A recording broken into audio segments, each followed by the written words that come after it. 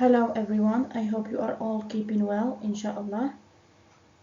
This lecture is a continuation to your lecture series in civilization speaking about the Stuarts. And in this video in particular, we are dealing with Charles I as a Stuart king, speaking about his disastrous period of reign. What did he do wrong that costed him his head? And why is this era in history so important? And why it is very significant, worth remembering, and worth discussing.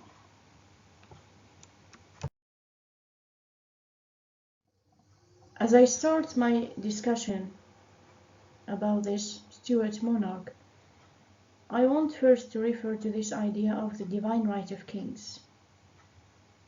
The divinity of rulers has started and has been originated since the ancient civilizations, mainly with the Egyptian one, where the pharaohs considered themselves to be gods, and they ruled and conducted people by reference to a similar right.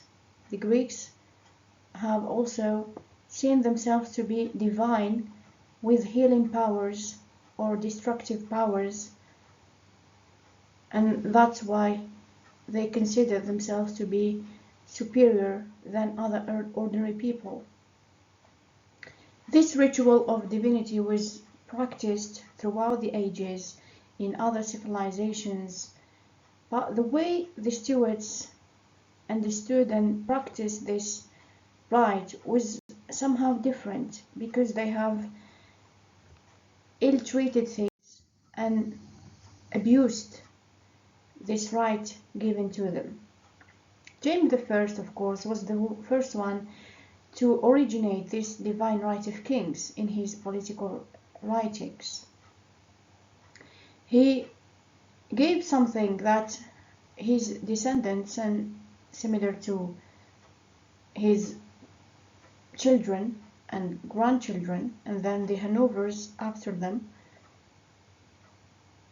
used to meet political ends, the thing that made Britain a hotbed of conflicts and led to civil war.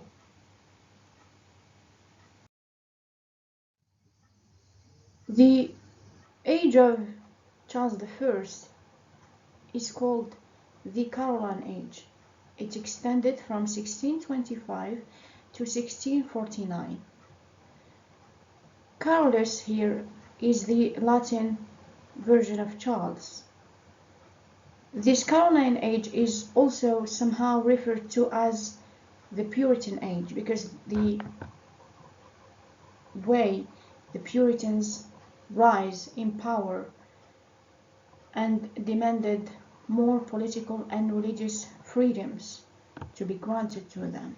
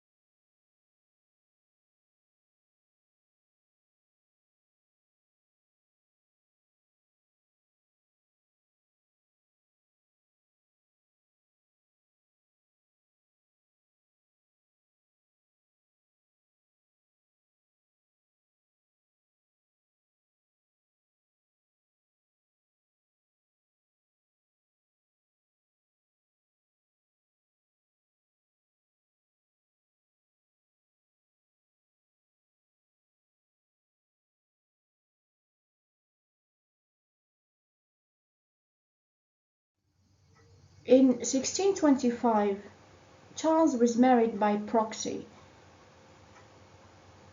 It means that he wasn't present on the day of his signing of the marriage. Some other agent did the job for him and for his bride. He married the 15-year-old princess Henrietta Maria, who was French, and the thing that created bickerings with Parliament is that Henrietta Maria was Catholic. The parliamentary members were really afraid of him sympathizing with the Catholics in England and in Europe because of his wife. And unfortunately for them, he did that just so, because he started conspiring with his in-laws against the Protestant Huguenots in La Rochelle, and he helped his French in-law to suppress them through money and sending the army. The Huguenots here means the French Protestants of the time. Charles was really somehow submissive, and especially to his Catholic in-laws, because he accepted that his Catholic wife would not attend her coronation, because according to her, she saw that Protestant act of crowning a king was a heretical service.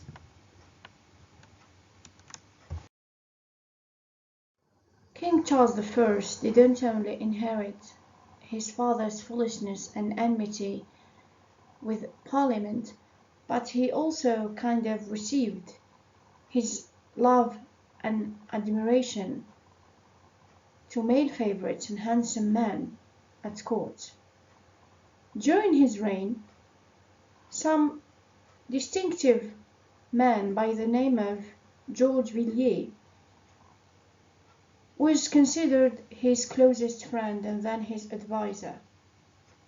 George Villiers was made Duke of Buckingham during the reign of late King James I,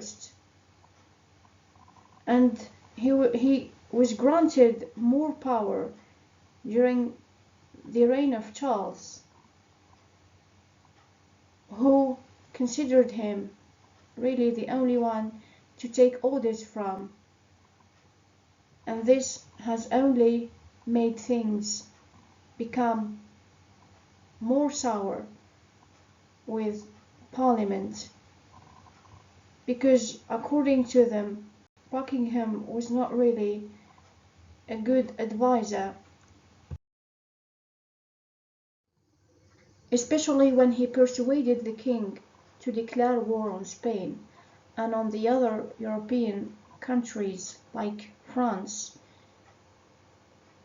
because this has made him unpopular to both Parliament and to the people back then, because hasty decisions similar to declaring war, for example, urged Charles I to impose more taxes on the people and ask for more money to fund the troops in his lost war in Europe.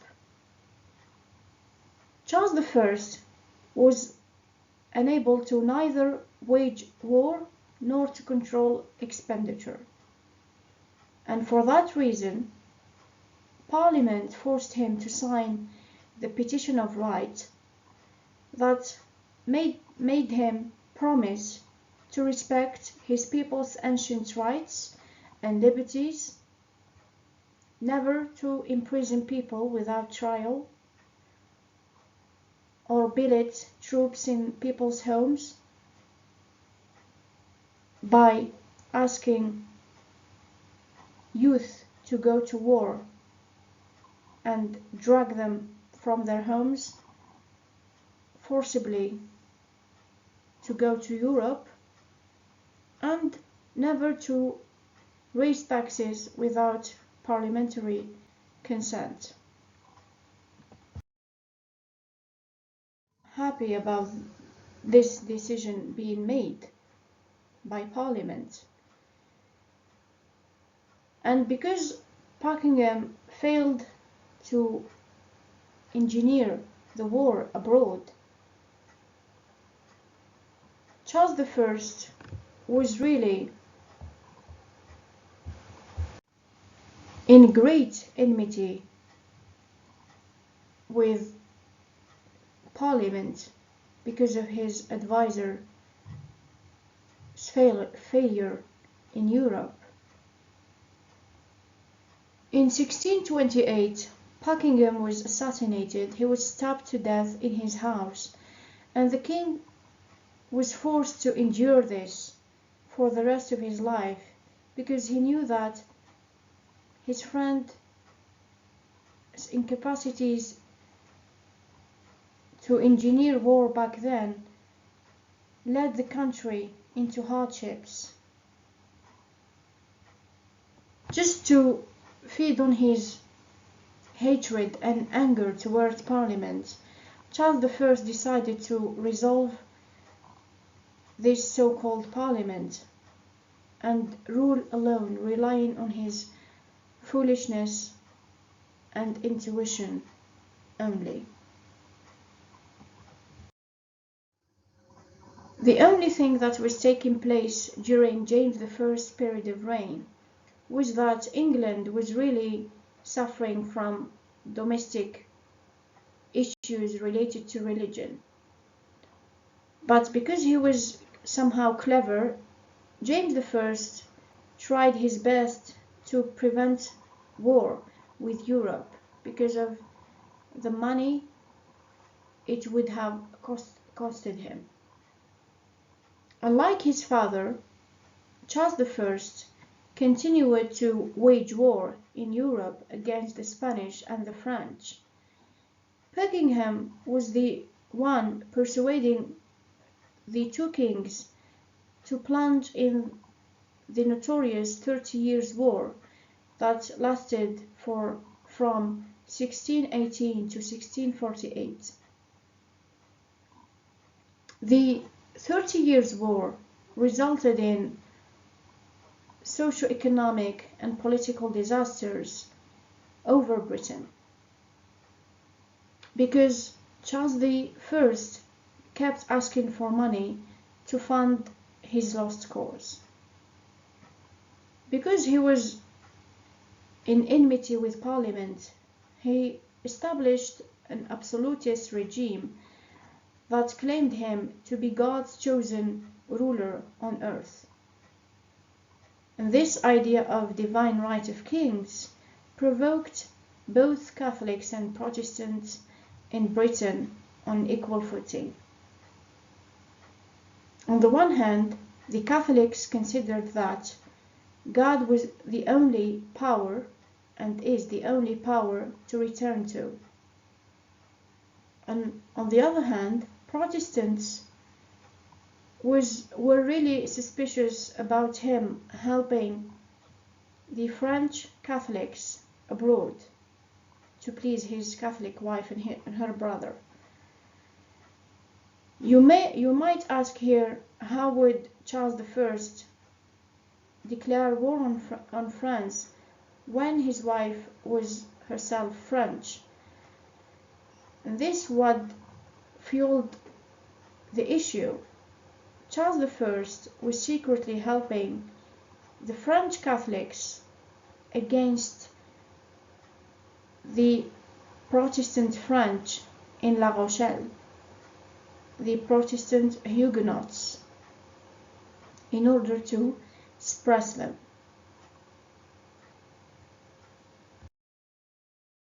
During the 11 Years' rule, he established a tyrannical personal type of rule, because according to him, he was distant and anointed to rule the people on earth. He thought that the 10 years of peace, where everything was really quiet and calm, would make people believe that he was really a good king and he was really able to rule by himself without reference to parliament.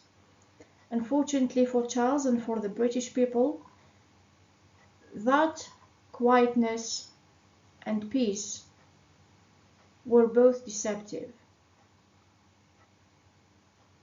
During the time, patronage for the arts was a Renaissance act to be exercised mainly by kings and queens.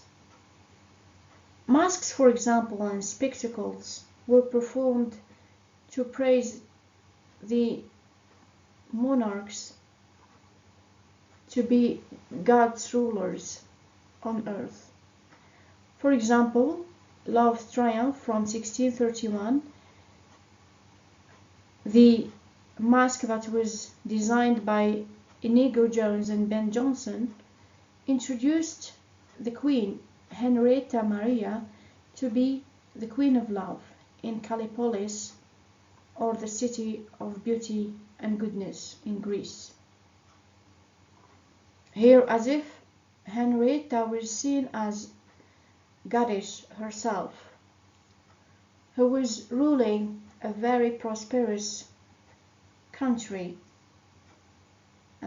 namely Britain, and she was really spreading love, prosperity and goodness in the country because of her divine, godly-like qualities. Speaking more of the visual arts, the most famous rising star during the Caroline Age was the Flemish portraitist Anthony van Dyck, who served at the Stuart King's court and was much admired for his unprecedented talent of color mixing. Van Dyck's portraying techniques made his work look more vivid and more realistic. During his time in England, Van Dyck has become Their Majesty's ordinary, everyday, royal family painter, and he is best remembered for his elegant representation of King Charles I and his religious mythological pictures. The 11 years' reign in Britain claimed Charles to be the luckiest king in Christendom because Britain was at peace unlike other European countries. During the time, Charles has become an art collector, and he amassed the best royal art collection in Europe.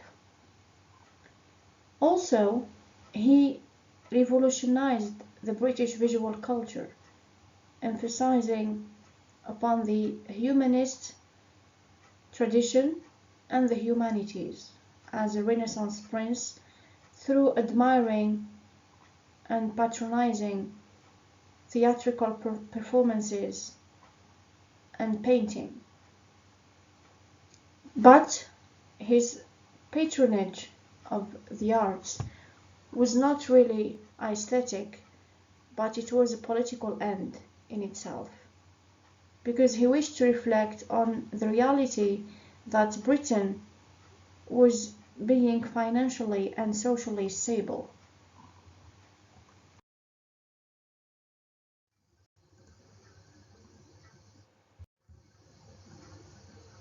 He portrayed himself as a Christ-like figure to interpret the idea of absolutism that was popular during the 15th century and most significantly during the Stuart time of reign. Charles was very clever that he manifested in Van Dyck's prodigious output when portraying a regal majesty. The structures of paintings and the people in general were made divine to emphasize on the divinity of kings as an incarnation of dignity and holiness.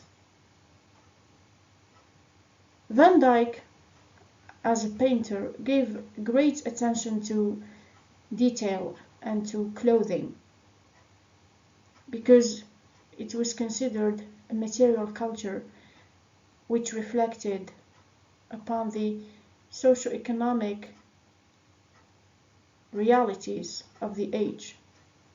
He wanted, by doing so, to create and accentuate upon the aura of elegance and wealth, because he knew that he was really not the king the British people were really hoping for.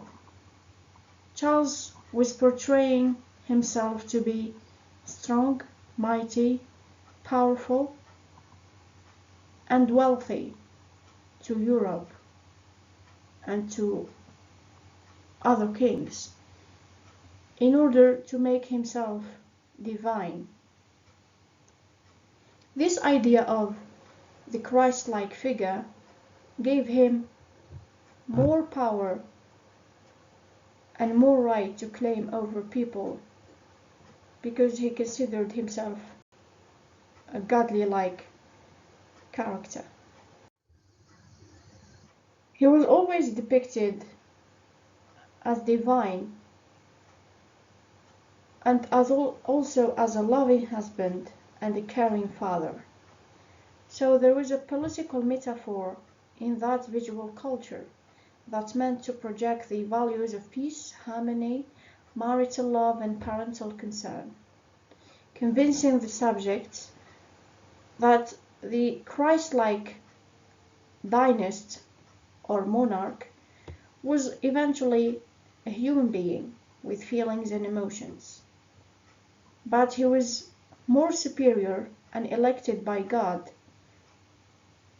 to work on earth, and for that regard people needed to respect him, obey him, and love him. In terms of architecture, the famous Inigo Jones, who was an English architect and both designer and a painter during the Jacobean and the Caroline eras, was famous for designing the Queen's House at Greenwich that was meant to be a gift to Anne of Denmark from James I, but unfortunately Anne of Denmark died before Inigo Jones could complete it. The same house was given as a marriage gift to Henrietta Maria by James I once they become married. Inigo Jones revolutionized English architecture from the Gothic medieval Tudor tradition to the Italian early modern style known as the classical tradition of architecture. Here on my left you can see an example of that in the banqueting house, and the banqueting house interior ceiling that resembled the Italian Renaissance buildings of the time. Inigo Jones designed costumes and settings for theater as well, and introduced the Italianate developments of architecture and design into England, because he was a prolific architect and designer who traveled a lot during the time.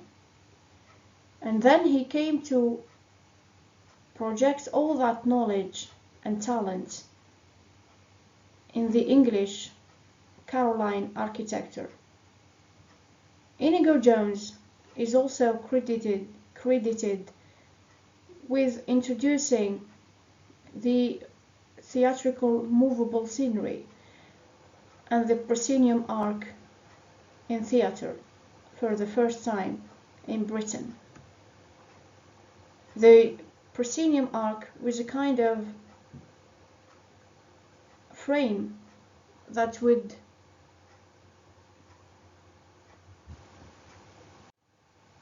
isolate the audience from the actors by a curtain. Inigo Jones was the first one to originate this in the Caroline Theatre.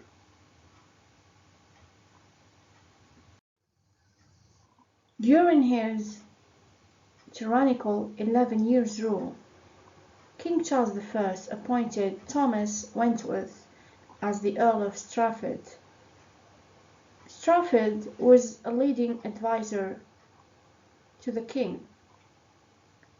With the help of William Laud, who was another influential advisor,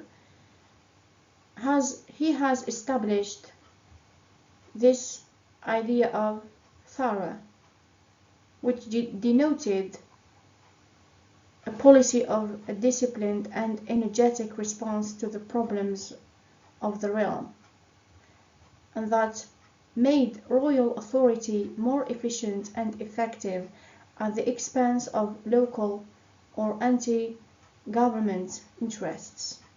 This idea of thorough claimed to be a kind of comprehensive containment and ability to solve the problems of monarchy, emphasizing in so doing on this divinity of Charles I being an anointed king by God.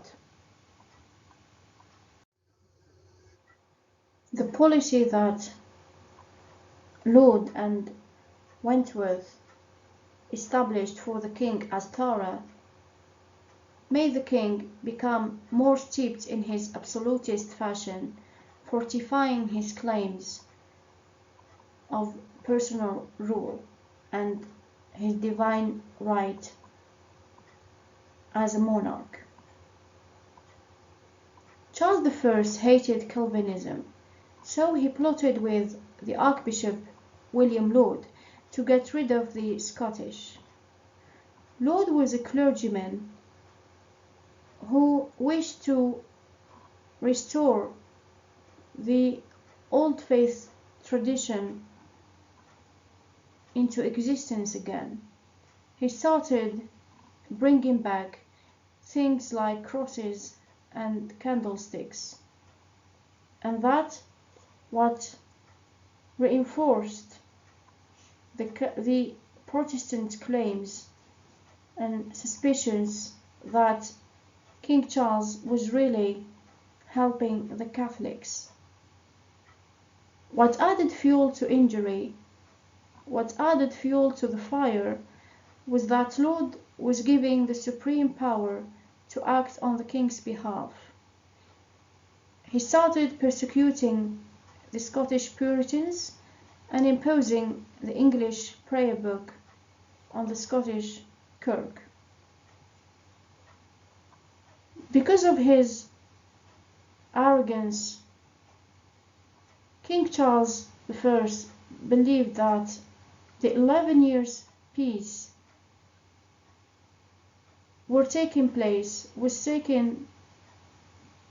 because of his wise decisions and his righteousness to rule. And the decisions that both Laud and Wentworth were putting into action on his behalf transformed the country into chaos. because Archbishop Laud and Wentworth acted as royalists, substituting Parliament.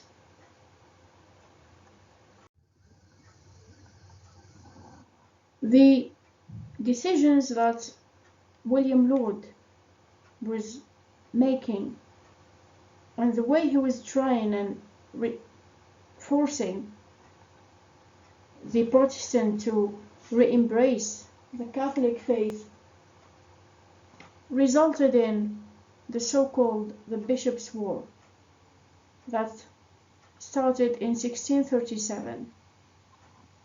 This Bishops' War is also known as the War of the Three Kingdoms, which lasted again and refueled again after the 1640s, and it didn't end until the 1651 because it extended and reached Ireland in later years. The war started between royalists and the Scottish Kirk, as well as the National Covenants, the Scottish National Covenants, who were members of the religious and political movements and who refused Charles' innovations in the Puritan Kirk, in the Puritan Church. They refused what was called the Anglicizing of the Scottish Church. They were against the idea of Scotland becoming again religiously suppressed by the Anglican Church.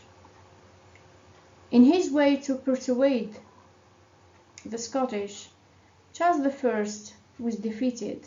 He was forced to pay a subsidy, which is a financial support, of £300,000 because he was very humiliated and ashamed of his actions and of his foolish rule. He was obliged to summon Parliament after 11 years of tyrannical reign. The prerogative rule that Charles established entitled him to claim his divinity on the people. In this regard, he started imposing more taxes on his subjects as he thought himself privileged to do so. For example, he forced the coastal areas to pay tariffs as ship money for naval defense. This medieval policy had, of course, no parliamentary consent.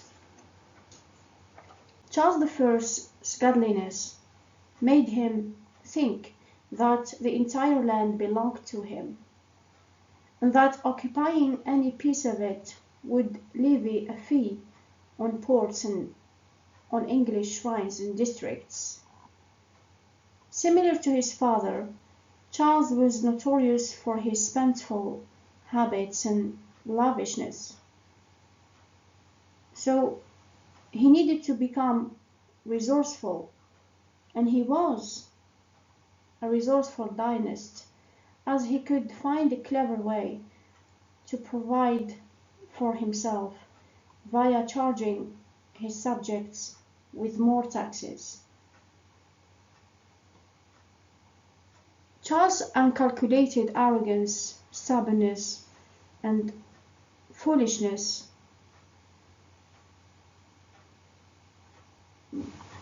led the country into the breakout of civil war.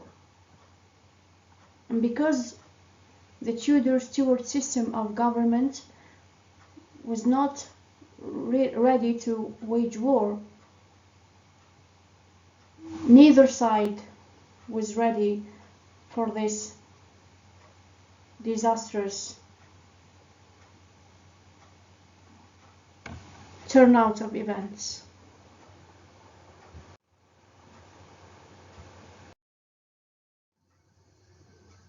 During Charles I's reign, two types of parliament existed: the short parliament, which lasted for 3 weeks from April to May 1640, and the famous long parliament that lasted for 20 years, the first time in British history. After the Bishops' War, King Charles was obliged to pay a subsidy for the Scots because he was defeated. So he was obliged to call Parliament in order to ask for more money. The parliamentary nobles, of course, refused to vote and give him the money he needed. Instead, they demanded an explanation for his 11 years rule that ended in catastrophe and chaos. Because he was always angry with Parliament, he dissolved it after 3 weeks of being summoned. But in September 1640, he was obliged to call it again, and this time it was impossible for him to dismiss it. The parliamentarians agreed upon the fact of dissolving Parliament only if all the members assented. Charles was forced to agree upon Strafford's execution and Laud's imprisonment, and hereby Parliament legislated the Triennial Act, known as the Dissolution Act, which forced him to admit that Parliament should meet for at least once every three years. The problem with Charles didn't only start with that Dissolution Act, but it also accumulated with the Irish revolt that took place in October 1641. Because of the defeat against the Scots, Irish Catholics rose in rebellion. They started killing the Protestants and trying to provoke war. The Irish Catholics were afraid that the king would use the army to suppress the Catholics, similar to the way he was doing in England and in France.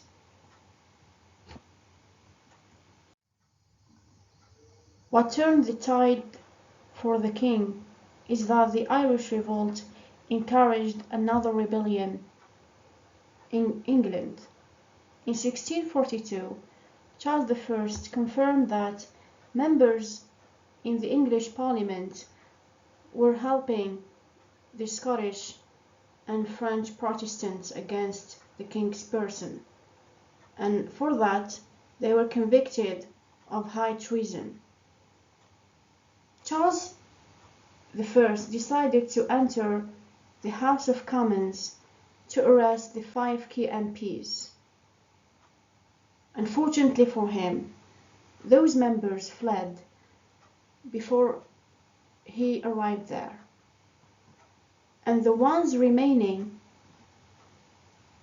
declared mutiny against the royal army, the royal warrant, and the king himself, considering that he was himself the one helping the Catholics in France, and he was the one who should be convicted of high treason.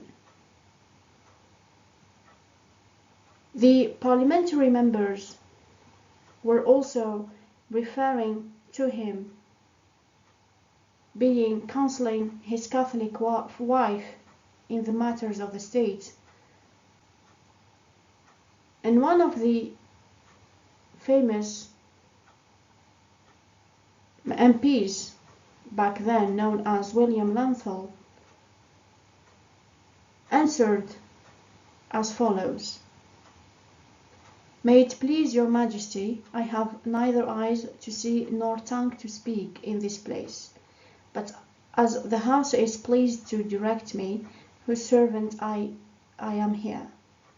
This means that Parliament has declared open war against the King, and they were ready to start and try to dethrone him because he was eventually inappropriate to rule.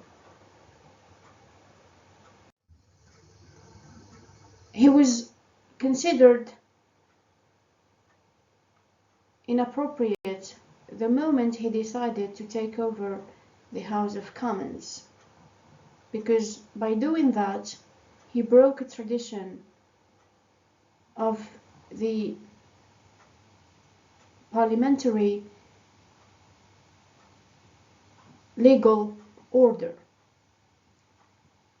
It was disrespectful for the monarch to enter the House of Commons without full invitation of its members.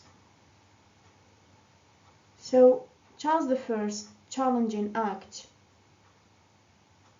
led the country to civil war. Because Henrietta Maria was considered the one encouraging him to arrest those 5 MPs, he was forced to send her and his daughter abroad, and he himself fled outside London, while Parliament controlled the capital, the navy, and the money funds for both armies.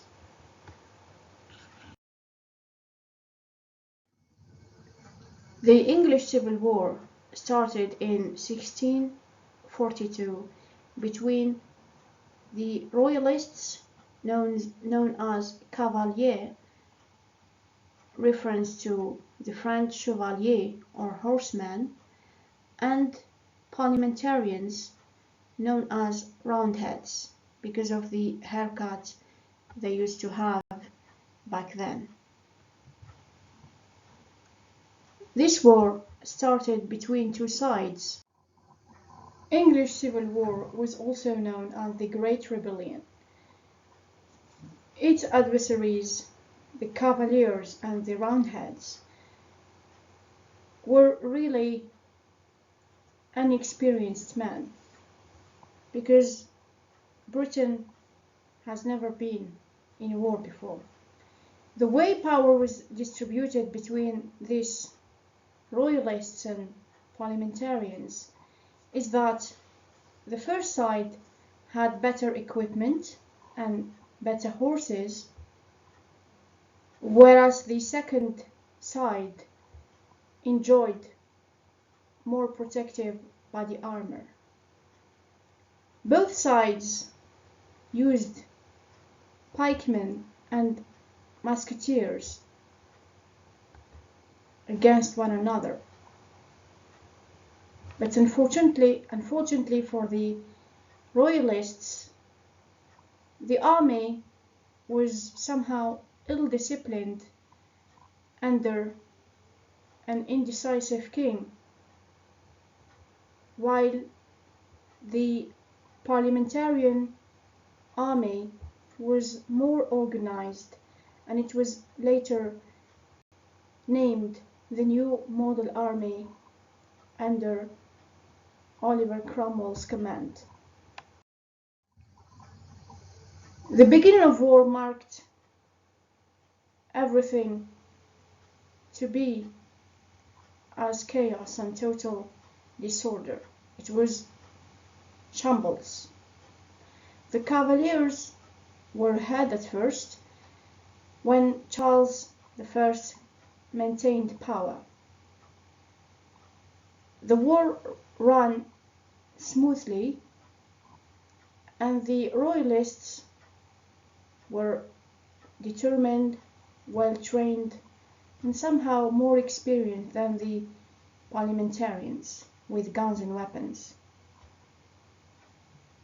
The mastermind of the royalist side was Charles I's German nephew, Prince Rupert,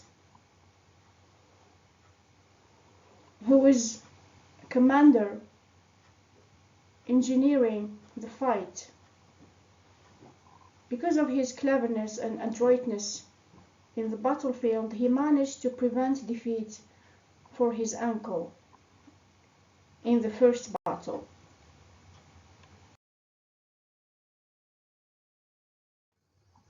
The new model army was established by Oliver Cromwell. Oliver Cromwell was a Puritan general and commander. He got inspired by Prince Rupert's military adroitness, and then he decided, using his political slyness, to adopt Prince Rupert's professional cavalry. He trained an army that would match, rival, and then outskill its opponent on the royalist side. The new model army is worth noting here because it is from there that the modern British army was inspired and then reorganized. So the parliamentarians' army under Cromwell and then under his friend Sir Thomas Fairfax grew stronger during the war. The troops were known as Ironsides because the iron breast plates that they were wearing. The army was well trained. It was drilled and enthused and motivated for a right cause against the king and his royalists. The royalists back then were claimed to be wealthier, high-ranked, belonging to the House of Lords, whereas the parliamentarians were considered merchants. But they had the support of the Navy and most of the British population because they were defending the House of Commons. The difference in resources has tilted the balance in the Roundheads' favor. The First Civil War from 1642 to 1646 ended in the victory of the new model army, first in Marston Moor and then in the Naseby battles from 1644 and 1645 respectively.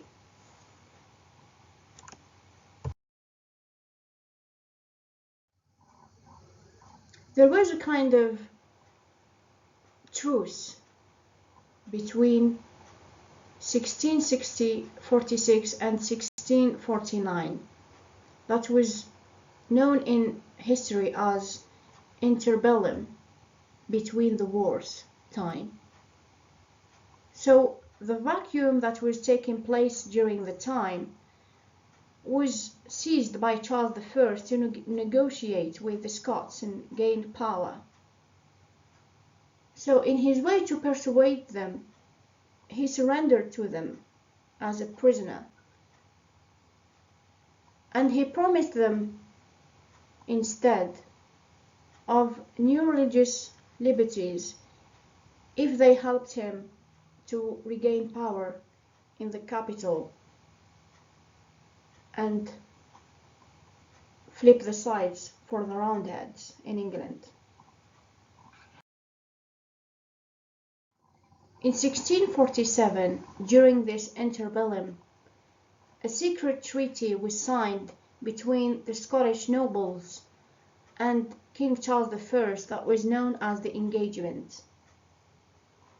While the king was still imprisoned in Carisbrooke Castle in Scotland, he persuaded the Covenanters,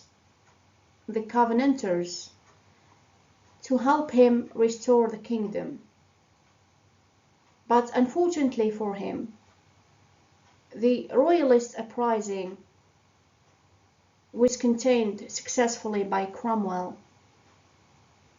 and that thing engaged in a second civil war from 1648 to 1649. Again, it was in the favor of the Roundheads, who won in the famous Battle of Preston.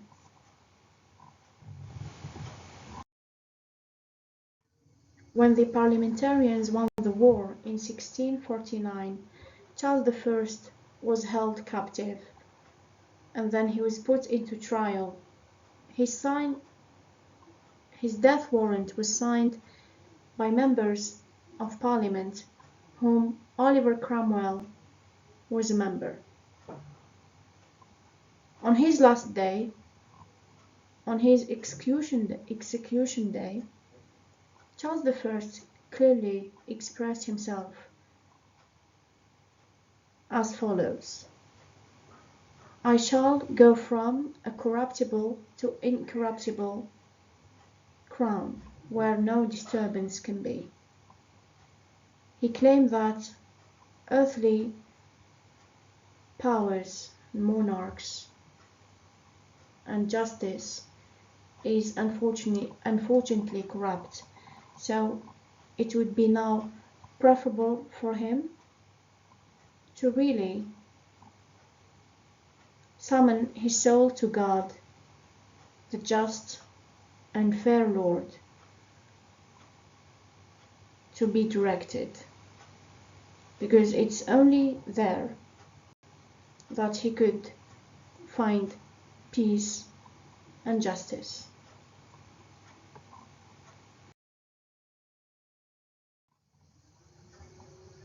He was considered a traitor, guilty of high treason, a tyrant, a public enemy, and a murderer who murdered his own people for power. And he was seen as a dictator who favored his personal interests and personal rule over the prosperity and the commonwealth of the English people. In his defense, he refused to ward off the charges against him, and in his last words, he sufficed by praying and seeking divine forgiveness, because God is the only just ruler there is.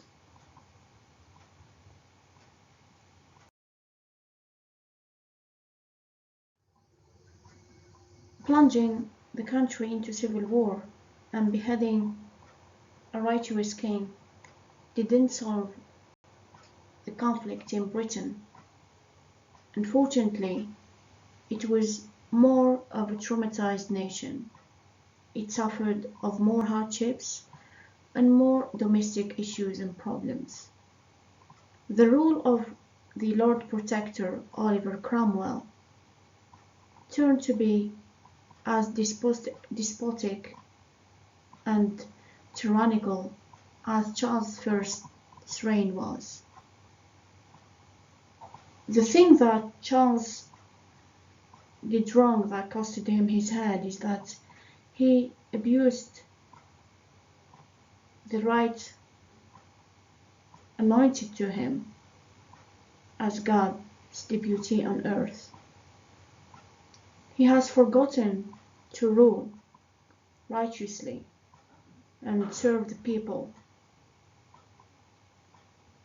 The Lord Protector, on the other hand, couldn't achieve that utopian concept of Commonwealth in England. The Commonwealth, or the well-being of the people, was actually far-fetched and far-reached. Between the period of 1649 and 1660, England entered what was called or known as Interregnum, which was a pause between the execution of King Charles I and the restoration of monarchy by his son, King Charles II. For the first time in its history, and for the last time, Britain had no king, and it was only referred to as a republic.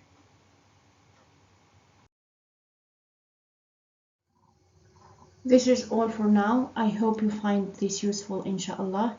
If you have any question, please do not hesitate to contact me on my email or leave a comment in the comment section below. I'll be seeing you, inshallah, during the exams, and I wish you all the best and all the good luck. Salam.